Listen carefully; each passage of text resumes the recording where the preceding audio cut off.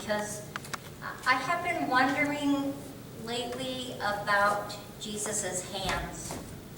A few weeks ago when I served communion to you the last time, I just happened to look down at my own hands and I noticed that they were really rough and they were stained that day, and it caused me to wonder about Jesus's hands, what they might look like and what they might reveal about him. Our hands hold information about us, you know.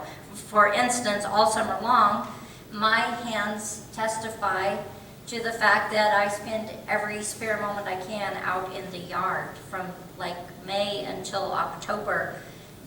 My hands just sort of seem to hold on to dirt from the garden. And my knuckles are swollen on my right hand because I cannot leave that rescue grass alone.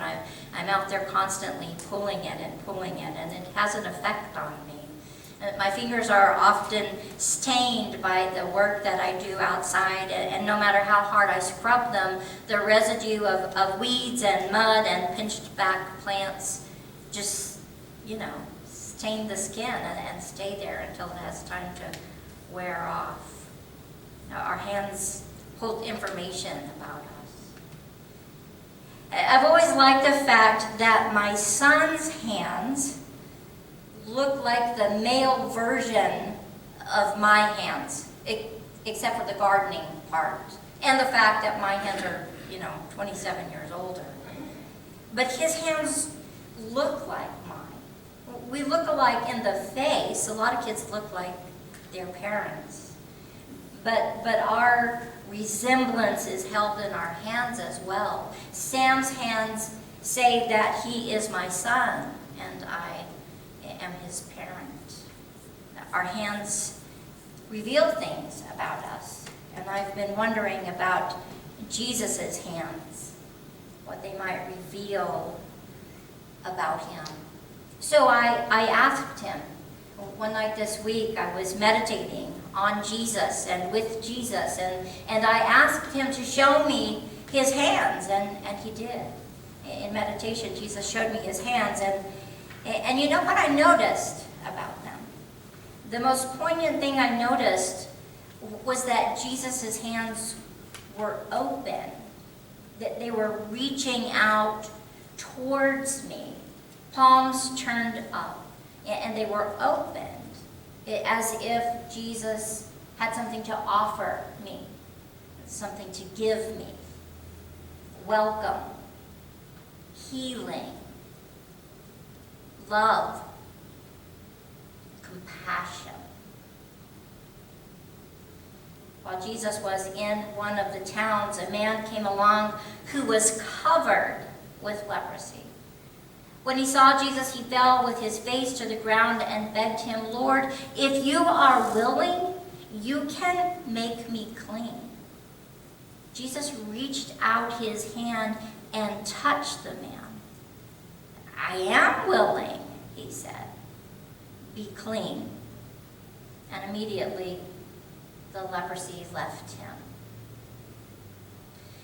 Leprosy was a dreaded and fearful disease in the ancient world because it was very contagious, and because there was no cure for it, and because it caused disfiguration of the body. People who were infected with leprosy were often ostracized, just as we continue to ostracize people today who suffer from illnesses and diseases that we, the public, don't understand or don't want to be confronted by.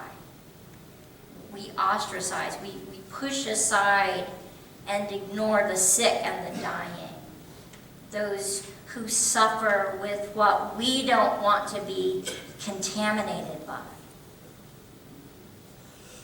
You've noticed, right, that visitors aren't exactly lining up at the doors of hospitals and nursing homes. And I've noticed that in my visitations. Those aren't places folks want to go. People are afraid or grossed out or whatever to see what and who they will find in those places of illness. In the hands of Jesus, though, we find an example for his followers. His reaching out, open, healing hands tell us who we should be and how we should respond. If you are willing, the man with leprosy said. And Jesus replied, I am willing. I am willing to hear you, to see you.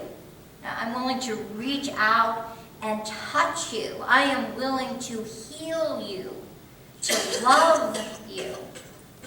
I mean, that is the perfect example for us in our relationship with the world. When I think about the hands of God, which of course could only be a metaphor, right? Because Exodus chapter 20 verse 4 tells us that it would be idolatrous for us to put God in a human image, in human form, with hands and feet and eyes and nose and mouth and ears and any other kind of human feature. But metaphorically, I can think about the hands of God. And when I think about what the hands of God might look like if God possessed hands, I imagine them to be very broad. I also imagine the symbolic hands of God to be wide open and pouring over the sides of those broad, open, divine hands is the gift of abundant love. The hands of Jesus resemble the hands of his holy parent. Jesus' hands look like the hands of God, offering us the goodness of grace and compassion in unmeasured portion. The words of Paul in 2 Corinthians, starting in verse 3, have long inspired me. You remember when we did the health hut and we had the opportunity to write a Bible verse or some sort of message underneath the paneling of that structure? This is what I wrote to our friends in Africa. Praise be to God and the Father of our Lord Jesus Christ, the Father of compassion and the God of all comfort, who comforts us in our troubles so that we can comfort those in any trouble with the comfort we ourselves have received from God. The Apostle Paul was no stranger to trouble. In fact, in this very same letter, 2 Corinthians, he talks about all of the hardships that he faced as an apostle of Christ and a servant to the Lord. He writes, 5 times I received the 40 lashes minus 1. 3 times I was beaten with rods. Once I was pelted with stones. 3 times I was shipwrecked. I spent an entire night and day in open sea. I've been in danger from rivers, in danger from bandits, in danger from my fellow Jews, in danger from Gentiles, in danger in the city, in danger in the country, in danger from false believers. I have gone without sleep. I've gone without food. I've gone without clothes. Paul knew hardship. But in all that he suffered, he also knew the presence of God with him and within him.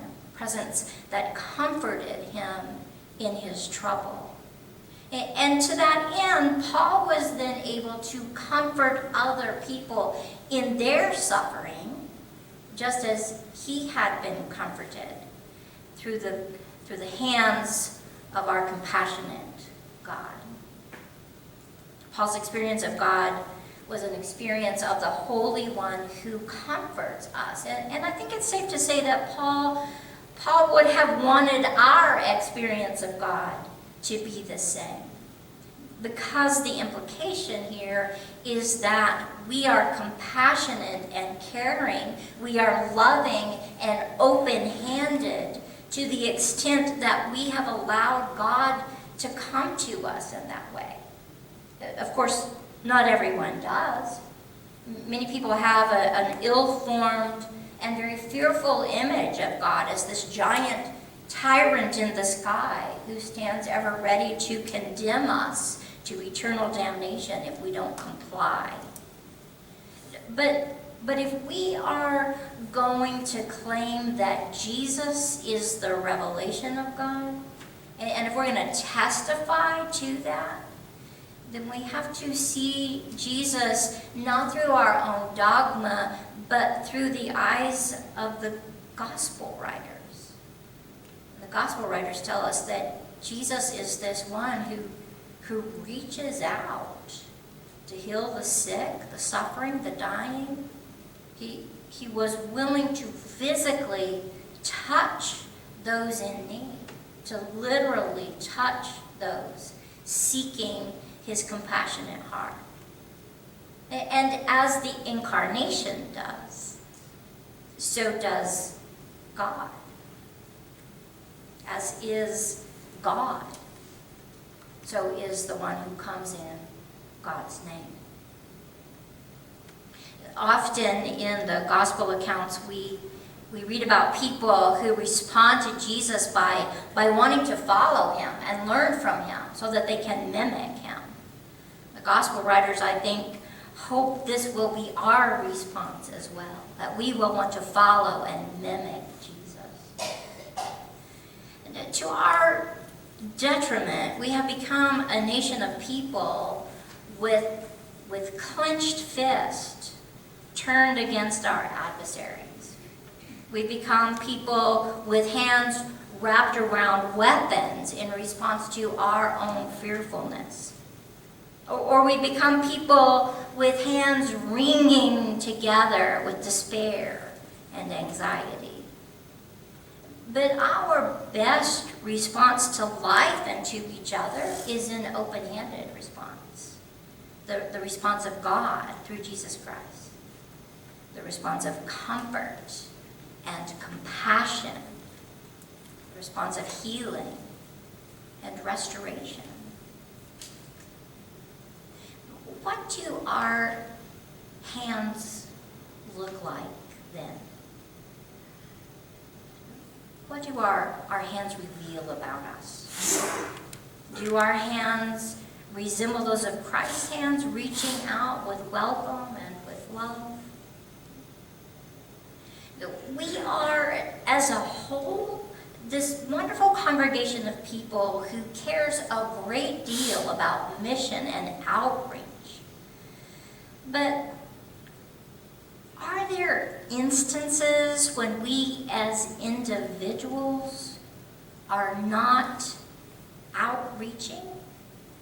Are there people in our life or in our family or even in our worshiping community from whom we hide an open hand? Are there those people who repulse us like a contagious disease? Are there those we fear? Those to whom we are unable or unwilling to extend a hand of compassion? You know, sometimes the hands of a child look like the hands of the parent. Look very closely at your own hands. Do you see any resemblance of God there?